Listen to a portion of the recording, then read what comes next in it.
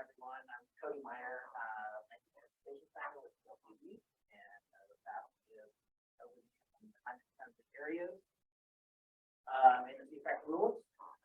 So if you breeze through these first couple slides, just remember we're in the metropolitan areas where all the action is, all the emissions are mostly from the state. So we've got greenhouse gas targets here, and EPR has had special rules for planning areas for decades. Next, just the outcomes we're shooting for here. So climate equity, increased housing, increased jobs, vibrant downtown, yada yada. And the timeline they went through, this is the large bucket timeline, and as Zachary showed, we're leading with the land use actions and some of the scenario work, and then heading into the nitty gritty of all the TSP updates for the rest of the decade. So good job security. The context for all this reminder is that since was it like 2013, we've had the statewide transportation strategy. We're doing so great on implementing towards the vision. So we, four agencies have been working together, created this Every Mile Counts program. It's a 2-year work plan that rolls over every 2 years. It's really collaborative effort. So CFAC is a collaboration mostly with ODOT and DLC. I really struggled to find like a document picture that like captures like a logo.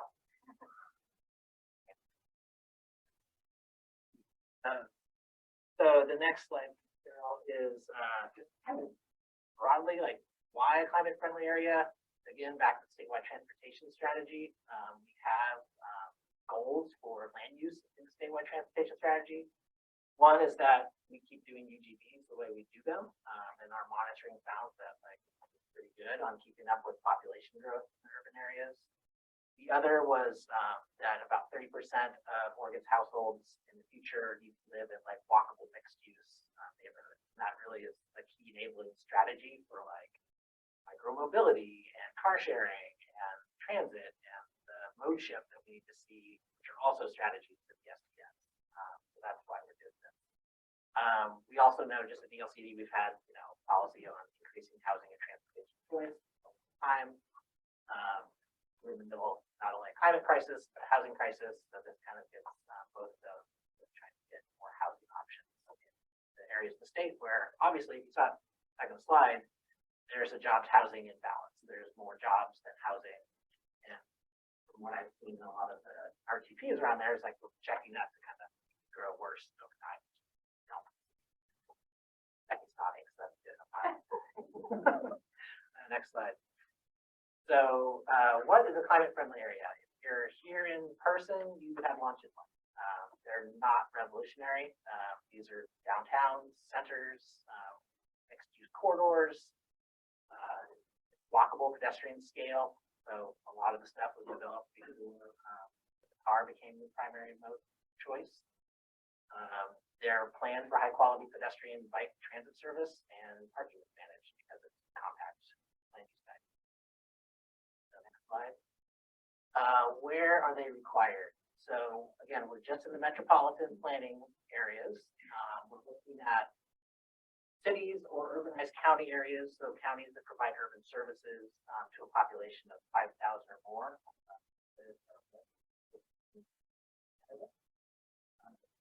Cities, and then Marion County, which does provide urban services out on Salem, Lancaster.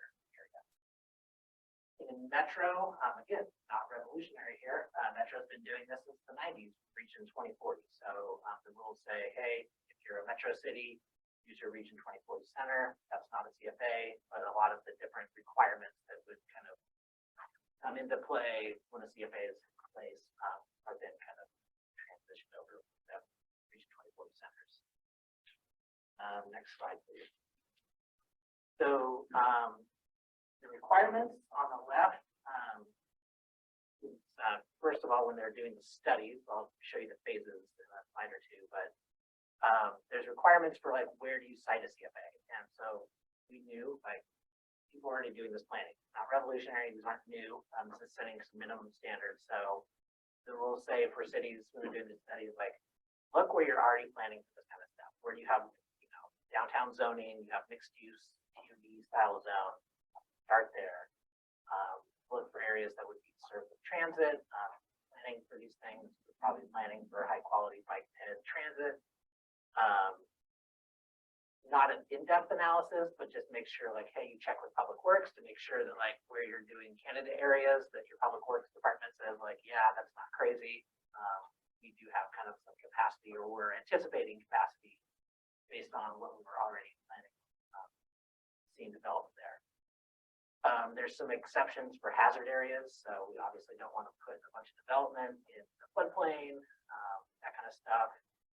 And then there's some requirements for minimum dimensions. So 750 feet, which generated a lot of discussion recently of how do you measure that. But we're looking for roughly right here, like one, if it's a cherry in the stem, it's okay if just the cherry meets it and the stem doesn't, but please don't send in something that's just the stem. It's not 750 feet. So we're kind of looking for some basic minimum standards here. And this is just to make sure they have some dense and scale and kind of some centeredness. So in the zoning code, when the cities adopt their zoning reforms, really looking to make sure that within the CFA, you're allowing for a broad variety of housing types, looking for commercial services, you're allowed in doing the calculation for the sizing, we're allowing cities to say, hey, I have this like mixed use zone that qualifies, but I also have an abutting high density area. Can we add that in without changing that to mixed zoning too? So they're giving some credit for like abutting high density residential areas or employment areas. Looking just to make sure that like we're prioritizing the public services, parks and open space should be prioritized in or near CFAs. Want them to be attractive places to live. There's some requirements for minimum block length standards and how to measure that. And then just importantly, there's no cap on density with development that comes in. And any questions I can take at any time there. So the next slide is the two options for how you do the calculations to get to your requirement. And you'll see on the left in the gray is there's different steps here. So there's different city sizes. If you're a city between 5 and 10,000, it's pretty easy. You just designate 25 acres. Finding in city of Philomath was one that we're looking at maps of recently where the 25 acres might seem like a lot for a city of 5,000, but when you start overlaying that on their existing downtown zoning, it's like, hey, even be a little bit bigger than 25. That's pretty good. So early results are there's a lot of kind of marginal changes to the existing zones, which is great. To say, hey, there's already a zone there, and we're just kind of changing the standards a little bit within that zone. So getting rid of the parking minimum requirement, getting rid of the max, on density or something like that. Once you get above 10,000, it just kind of scales up from there. So it's really using like a housing capacity analysis or housing needs analysis to set your denominator, and then going for 30% of existing and projected housing. So what's here now, and then what you're projected developing into over your planning plan. So the option A is, we heard this during the rulemaking, was like, we want flexibility, but then you say, okay, there's flexibility, and people say like, well, what does that exactly mean? How do I do it? So there's two options. One is like very prescriptive, and this is like, these are the things that will be the standards in your zoning code to get over that hurdle. And it's really set on minimum density requirements, and then the building heights, the allowed building heights. So it's not like you have to have a building. Less than that. Then the outcomes-oriented standards approach is really just using target levels of development and saying, people your study, come in and show how you're achieving that. How does your zoning code get to that level?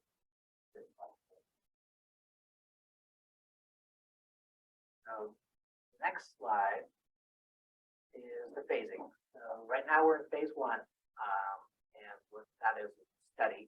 It's due at the end of this year, and there's no flexibility in the date of turning that in.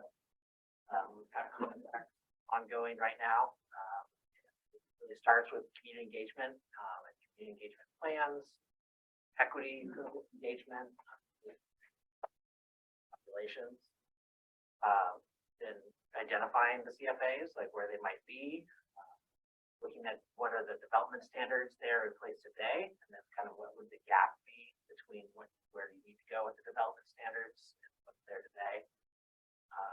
And then looking for the potential of displacement of underserved populations. So doing an overlay with your potential CFAs with the anti-displacement toolkit that was developed at DLCD a couple years ago. Say, hey, if there's a risk here, then what are the mitigation measures you could adopt to mitigate that risk?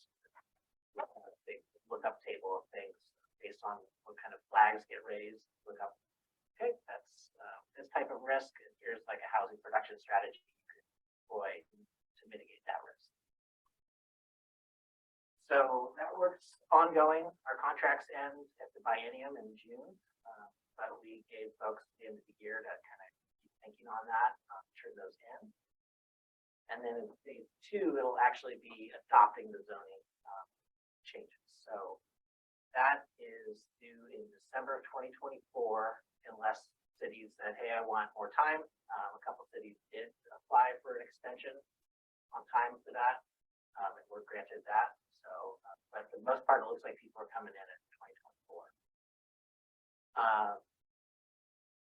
Yeah, so they in phase two, obviously have to do the zoning code adoption, probably some more public engagement to make sure that this is like for real now and we're still engaging folks.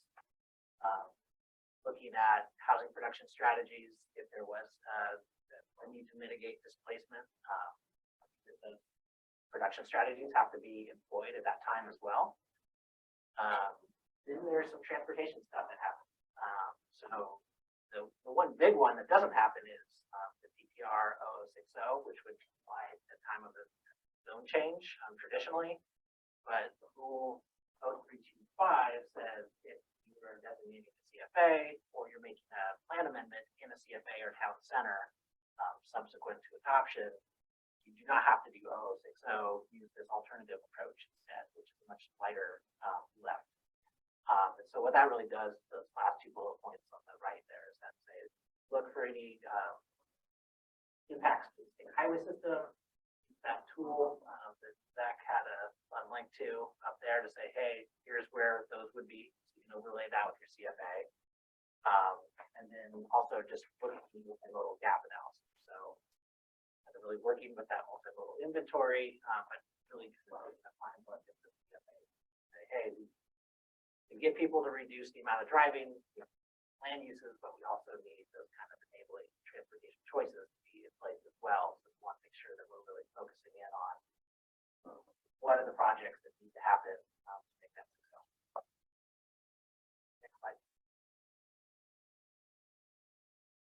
Okay, so to date, we've got these available on the DLC website. There's a couple more just kind of like overview documents, but it's really just like there's stock slides, there's overview documents. We've got this methods guide that we hired LCOG to help us put together, which is a real nice document for practitioners. We've been having peer exchange meetings with the land use planners in these cities about once a month. They really just kind of talk turkey on zoning map. You guys might be interested in that. It's like your counterparts. Super complicated stuff, but they're really digging into it. And the document really provides an how-to manual on how to come up with that capacity calculation. Also got, as I said, we put together the anti-displacement toolkit and made a map and a tool to provide for the cities so they can just do a simple GIS overlay. And then we have direct assistance where we're going to planning commission meetings, we're having one-on-one phone calls, and there's all kinds of direct staffing assistance. And then DLCs, as I said, we have contracts to help these studies get done. So one is with community engagement firms. So they're doing the overall plan and then operationalizing that engagement, or just assisting the cities. In a lot of ways, the cities are saying, like, we want to be the ones forming relationships, and so can just help us get to that point, which is really great to see. Capacity building there. And then we've got IGAs with council governments, or a couple grants with cities to provide their own technical analysis. So Tim here is doing a lot of work with the city of Salem, and Kaiser, and Marion County, kind of doing that zoning map. That's going pretty well so far. We're really happy with what we're seeing, and really happy with the partnership with the colleagues that we've had. I think that one more, yeah, just benefits and concerns at that level. Obviously, we want to provide more opportunities for jobs and housing in metropolitan areas. We think that the CFA zoning provides more flexibility. There's a lot of things that can fit in there. Methodology, as I said, there's like two options. So it really can meet cities where they're at in their zoning codes. And I'll say, so far, the early results I'm seeing is a lot of the existing zones meet the standards. They just need some kind of text amendments, which is really nice to see. A much lower level lift and less of like drastic change that we're going to see. It's really just kind of setting a minimum standard and getting that done. One of the really big ones we've heard is the alternative transportation review process. So say, like, if anyone's gone through an 0060 analysis, that can be pretty burdensome. That's shut down a lot of good development for housing in the state in the past. So we're hearing a lot of encouraging results so far of folks saying, like, oh, we don't have to do that. We're going to do an upzoning. And it doesn't require that much analysis. Obviously, there's concerns on displacement. I think one of the key things that I've heard from people that are far smarter on this stuff than I am is that, like, the first thing to know about displacement is that it's already occurring. Like, gentrification is already occurring. It's not because you're doing this. It's just a phenomenon that you're in the middle of. So to acknowledge that, but we're all concerned about it. So we're employing this toolkit, and I think we want to probably do some updates to that as well in the future. And yeah, just to actually make those housing production strategies able to mitigate risk. There's a lot of housing and housing production right now, but it just, it won't be free.